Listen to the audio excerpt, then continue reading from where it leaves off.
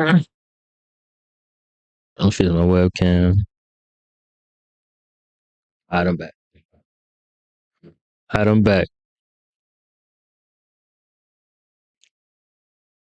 So we back with another one. I'm coming back to back with these hoes, man. So look, this one is a serial killer realizes police found his body collection. Hot damn, this nigga here.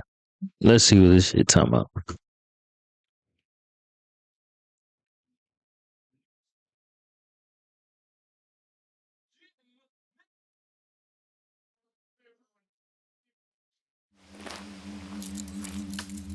Totally cooperating, just relax. Not doing anything, not cooperating. Sir, I will be very cooperative. All right, let's try that, please. That's not you on the 27th. Food Line parking lot, Traveler's Rest. I don't think so. Look, man. Where's that? I don't know where Edna is. Yes, you do. It's not making sense. So you're the last person to be in a vehicle you wiped out of a lady that's missing. That sounds really up. 28 years ago, this man kidnapped a woman and was sentenced to 30 years in prison for it. 3 decades later, 80-year-old Edna Suttles is spotted picking him up in a parking lot. This would be the last time Edna was ever seen alive. Days later, detectives traced Edna's movement and discovered CCTV footage of the same man driving her car. She's missing right now. Yes, Dan, where is Edna? I don't have a clue. But that's when police found out They trying to act clueless. Edna wasn't the only victim. If you tell them to turn that off, I'll talk to you a little more freely. Oh, sir, we're gonna keep them cameras rolling. Sometime around 9 a.m. on August 27th, 80-year-old Edna leaves her home in Traveler's Rest to look after a friend. Hours later, 911 dispatchers receive a concerning call. Greenville County 911, what's your emergency? A sitter was supposed to show up to be with my mom today. Her name is Edna Suttle, and she didn't show up with this. This is not like her. She shows up like clockwork. So something's wrong. But this call was only the beginning of a long chain of mysteries. As officers arrived at Edna Suttle's home for a welfare check based on these reports, they received no response. There were no signs of a break-in, and Edna was nowhere to be seen. However, when police asked Edna's son, he pointed out that $50,000 worth of jewelry was missing from the home. More importantly, though, her car was missing too. If the cops could find that, they might be able to figure out where she had gone. This meant that finding Edna's vehicle would be the most instrumental step in this investigation, as it would give a clue about her last known whereabouts. Immediately, a hunt for Edna's car began, and 6 days later, it was found abandoned in the parking lot of a hotel in Traveler's Rest. This was odd, as Edna lived close by and didn't need to stay at a hotel. A check with the staff also revealed that no one under the name of Edna was staying there. So to get to the bottom of this mystery, the cops decided to try and trace back Edna's movement using CCTV cameras starting from her home. At 9:30 a.m., a camera at a nearby pawn shop captures Edna leaving her home and driving towards a local Food Lion grocery store. 9 minutes later, Edna arrives at the store to pick something up. A man approaches the vehicle with 2 bags in his hand and sits alongside Edna, who then drives off back to her home. 4 hours later, at 1:43 p.m., Edna's car leaves her home again and arrives at the same Food Lion once But this more. time it ain't This Edna. time, the person exiting the driver's seat isn't Edna at all. It's the same old white man she picked up earlier, who immediately shit. moves to his car and parks it next to Edna's. He then drags something out of her car, placing it into his. Initially, it was difficult to identify what the man moved from the Jeep to the Chevrolet, but after a frame-by-frame analysis, it wasn't a question of what was moved, but who. Because in a chilling discovery, officers would realize the footage showed the unmistakable golden hair of Edna Suttles. 4 minutes later, at Jeez, 1:47 bro. p.m., the man drives Edna's car into the hotel's parking lot and parks it in the same spot that the detectives found the vehicle in. He exits and begins wiping down the door and seats, trying to get rid of any evidence of his presence. By 2:14 p.m., the man returns to his vehicle at Food Lion and drives off, marking the last that was seen of Edna and the man. The most crucial part of this investigation is to now figure out who exactly the man in the video is. But due to the grainy footage and his distance from most cameras, this proved to be difficult, and the investigation seemed like it would come to a standstill. But detectives had an idea. Since the man exited the store with bags in his hand, a purchase was made, and this realization would be the most crucial breakthrough in the case. Immediately, officers began retrieving footage from inside the store, and when they reviewed it, they came to a harrowing realization. Look at them shoes. This was Daniel Prince, a man who only 24 years prior to this got put in a federal prison for kidnapping. 24 years prior to this incident, in 1997, Daniel was responsible for the kidnapping of a woman in Michigan. He had her tied up, shackled her hands. It was by sheer luck that she managed to free herself before escaping. Even though he was sentenced to a maximum of 30 years for this crime, he was released by 2009 on parole. But the worst was yet to come. Daniel began working as a handyman for predominantly elderly single ladies, a demographic that not only matched his previous victim, but also that of Edna's. For officers, the realization now begins to settle in. They have a kidnapper on the run, and there might be a chance that he has kept Edna alive. Not knowing where she is, they had to act fast before this glimmer of hope dimmed.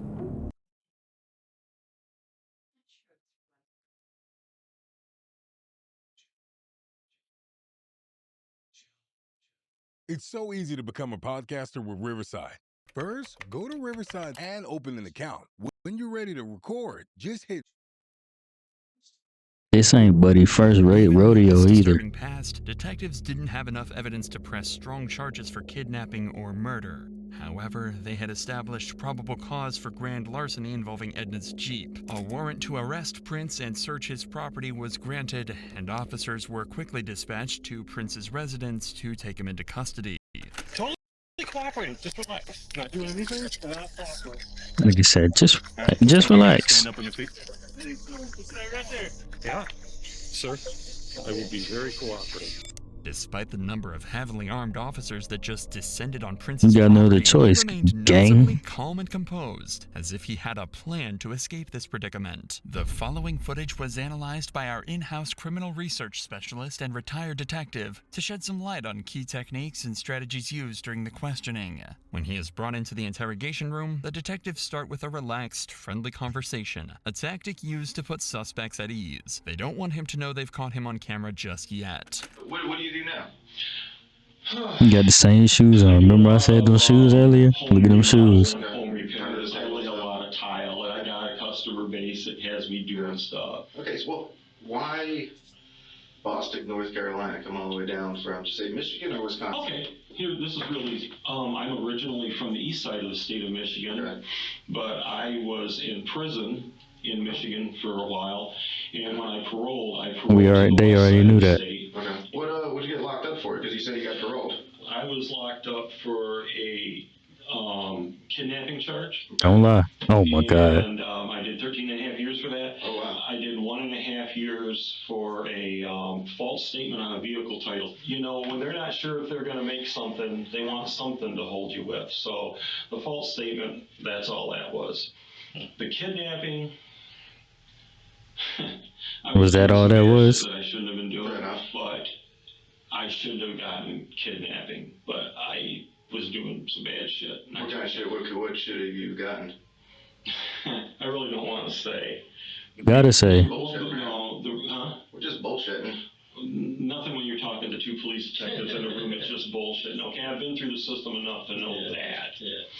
All I'm going to say about that is I did my time. I made my first Fair parole, enough. and I haven't been in trouble since. Hey, and that's great to know. You know, a lot of people, especially being what you've been through, they come out and they go right back to it. Just because he's a And he convicted definitely went criminal right back doesn't to mean it. he's involved in Edna's disappearance, but the evidence the detectives have paints a different picture altogether from the hard-working, reformed criminal he claimed to be. I'll talk to you about August 27th, 2021 of this year. What day of the week was that? Oh, it was a Friday. Okay. Okay, so specifically the 27th. Mm-hmm. What, 2 weeks ago? Do you Keep remember the where you were shoes at? now. Not specifically. Where do you think you were at? I've been going all over the place. I've been back and forth to Charlotte. I've been down to South Carolina. Like, where's your jobs in South Carolina taking you?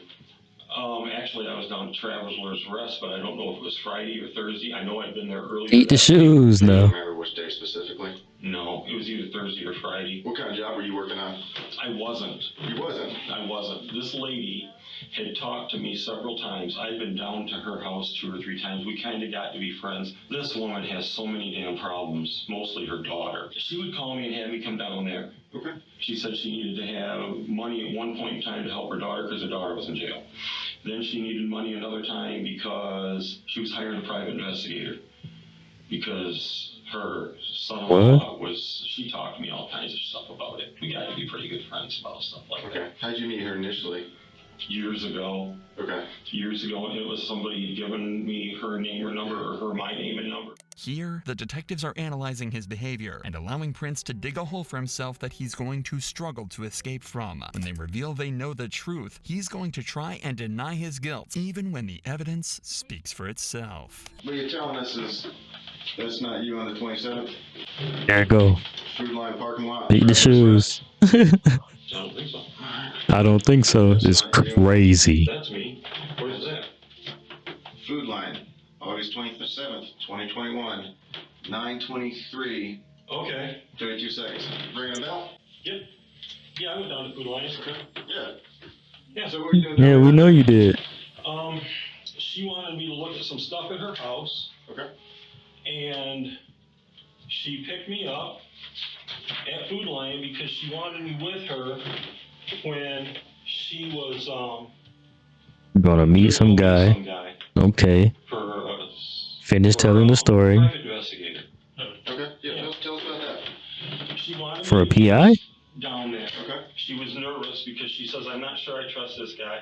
And she knows I've been in the military. And she says, will you meet me? She wanted me to see if this guy was going to meet her where he was supposed to meet her. Do you know where? There was a Because you was in the military, nigga. Fuck out of here. Said, meet me at the hotel. Okay. She says, drive up there and see if he's there. And I drove up there, and things are starting to sound really squirrely to me. This is a common deflective behavior. Prince is not only trying to deflect suspicion away from himself, he's trying to point suspicion directly at someone else. In this case, the private investigator. According to Prince, Edna wanted to meet the private investigator the day before she was reported missing, even though she didn't feel safe meeting him alone. Luckily, detectives have seen the whole thing on camera. She didn't feel safe meeting you alone. Everything Prince is saying. What were you driving? I was driving a blue car. Your wife's car or your car? My wife's car. So that's y'all coming down 25, you and her together?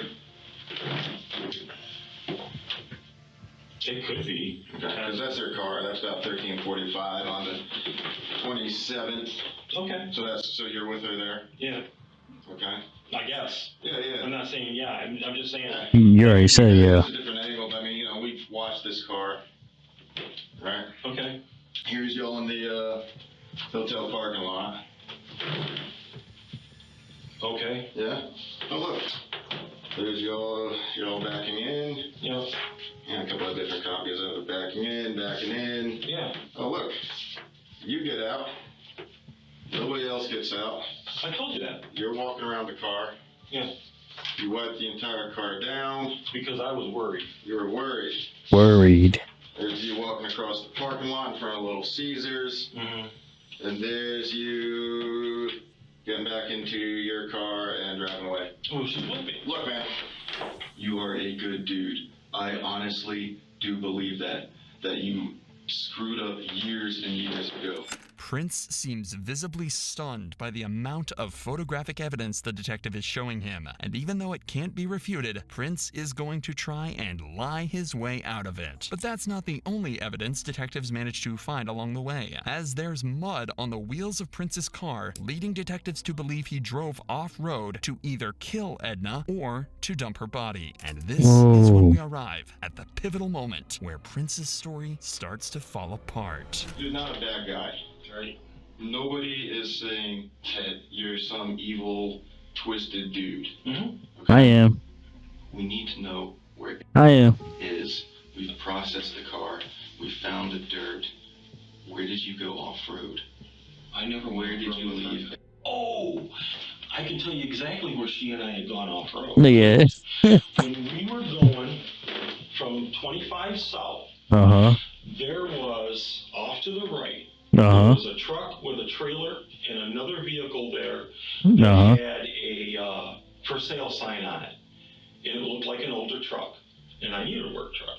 And I went ahead and I pulled in and with her, and then we pulled out. And it was right there on 25. Even in the face of such overwhelming Is this with evidence, her Prince shit? still denies any wrongdoing and even tries to take control of the situation. But detectives have him cornered, and he's quickly starting to struggle to maintain his composure. Where's right now? Her family is desperately looking for her. She's missing right now.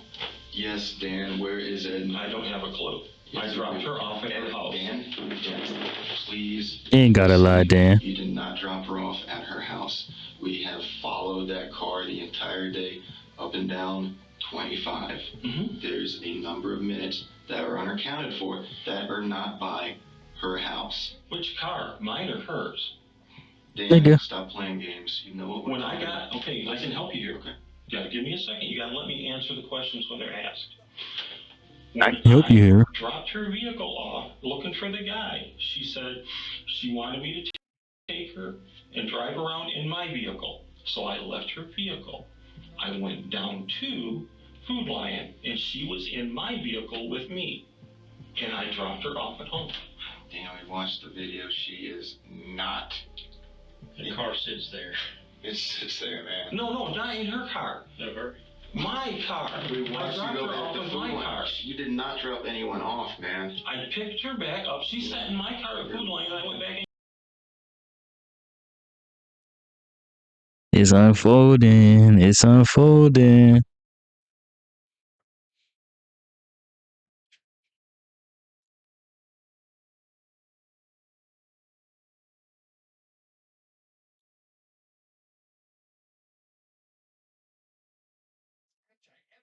Come on.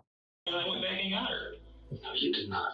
The detectives are beginning to apply more pressure on Prince, knowing everything he's telling them is a lie. But he continues to stay on the defense, even trying to brush off the facts that he might have destroyed potential evidence. I don't know where Edna is. Yes, you do. No, I don't. Dan. Let's go back to why you wiped the car down. What you said you were worried about what? The only thing I did was because I knew I'd been in and out of her car all the time with her. I'm like, there is no way in hell I'm going to just leave this thing here because she's got somebody that's after her. Prince tries to deflect suspicion again by Somebody's suggesting after Edna her. may have been in some kind of danger, but he doesn't realize just how prepared these detectives are. Who would be after her? Who's after her? That guy with the truck, she said she didn't trust him. The PI? Yeah, so somebody she hired. The PI. His story's totally different. He's been doing work for her. I mean, on the son-in-law thing. I mean, we've interviewed. I mean, he had no, he didn't meet with her today.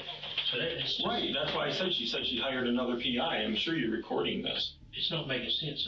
I mean, you're the last person to be in a vehicle you wiped out of a lady that's missing.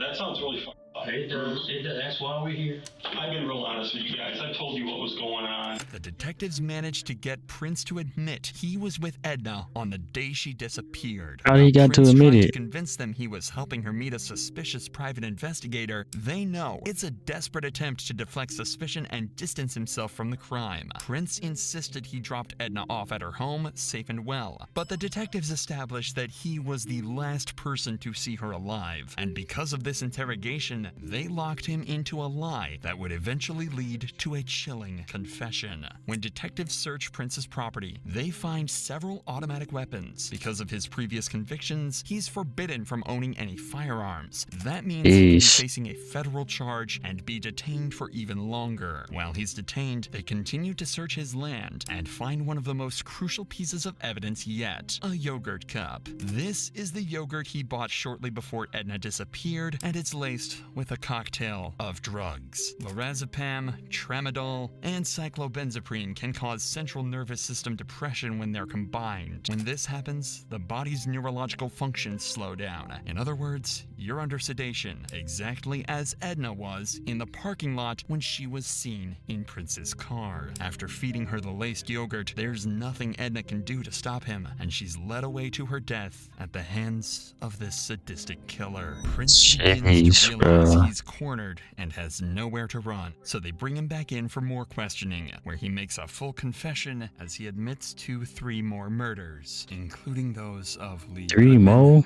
Dolores Sellers, and her daughter, Nancy Rigo.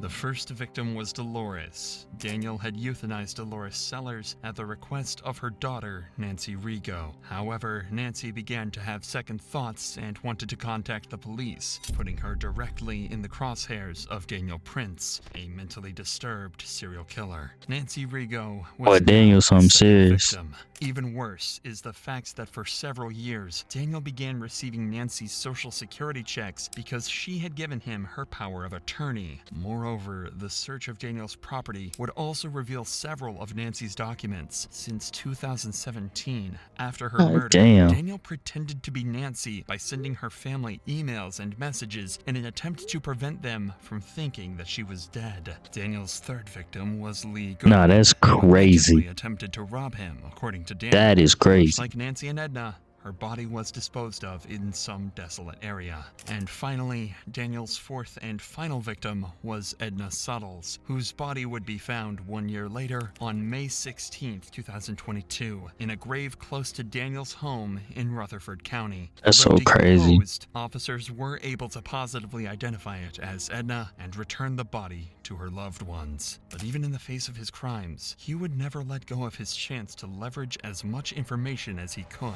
There was quite a lot of stuff found in your B house. There could be a million explanations for some of that stuff, and I don't want to jump to conclusions. And if there's something that happened that you didn't intend to happen, let's talk about it. There are things that have to happen. Oh. There are things that are going to happen. And What you talking about? And I have acceptance with this. I would like a little bit of control in how they happen. Boy, Bill like the Michelin Man. To turn that off, I will talk to you a little more freely. When they turn the cameras off, Prince makes a final attempt to take control and influence the outcome in his favor. Daniel Prince avoided a trial by making a deal with authorities. He would tell them about the location of Edna's body, and in turn, his case would go federal because of the better living conditions in federal prisons. Not only that, but he would also avoid the death penalty and instead receive a life sentence. One would think that the detectives were naive to turn off their cameras and not record Daniel's confession, but unbeknownst to Prince, the investigators keep the backup audio recording running after shutting down the camera. This is the chilling confession he made. Okay, let's put it this way. A person I was very good friends with wanted to do something to put someone basically out of their misery that was very closely related to them. That's one body. That boy spilling the beans. An extreme amount of guilt over this and decided they were going to go tell what had happened. That's the second body. There's a third body that I did not kill, and I knew that they'd be getting Social Security disability for the rest of their life. So I got rid of said bodies, for example, so that I could continue to use the card. By any chance, while he's getting all this squared away, can you just help me get that closure for Edna's family? Not until I have this. I clam up like a clam if this doesn't go federal for everything. What the fuck? Yo, what did I just watch? What, like, real shit? What did I just watch? That is so crazy to me. But yeah, man, this how y'all feel about that one, man? Let me know, man. This your boy Q for the dub. I'm gone. Bow.